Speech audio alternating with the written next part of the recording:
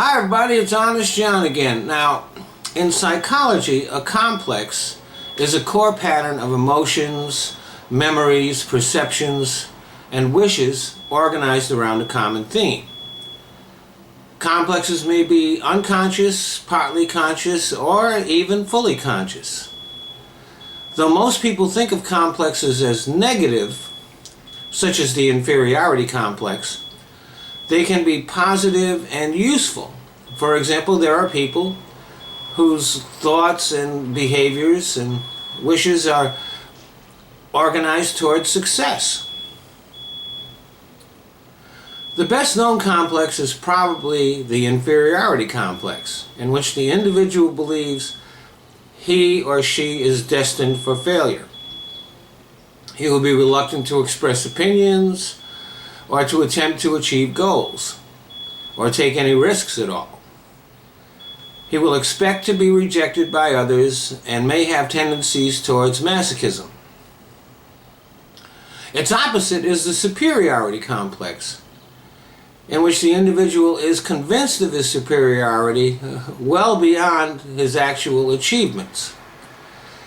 This person is inconsiderate of others, and when he or she screws up, will place the blame on those around him. He may have sadistic tendencies. Related to that is the Adonis complex, in which the person is quite convinced that he or she is very attractive. This type of person acts in a seductive way towards others, but this is always a game which ends in rejection, as the other person is not worthy.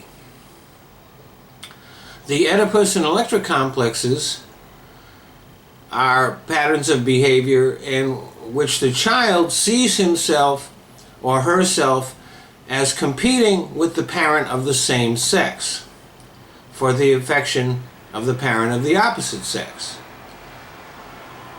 He or she will be hostile towards one parent and inappropriately affectionate towards the other, and will seek to break up the parents' relationship.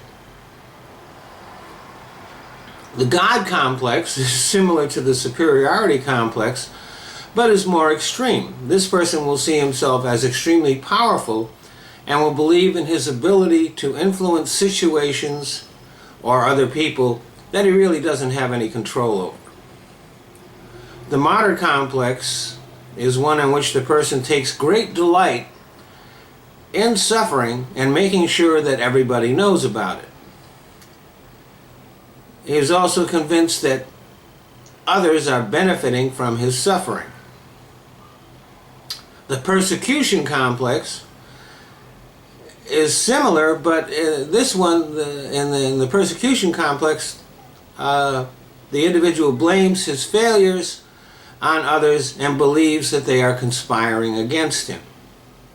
If you've watched my videos on personality disorders, you might have noticed that some of these complexes are very similar to personality disorders, and as a matter of fact, may be a part of a particular personality disorder. Also, this list is incomplete. There are loads of complexes. Almost every aspect of human behavior can find itself as being part of a complex. Once again, let me remind you that mental health and mental illness are not static, but exist on a continuum.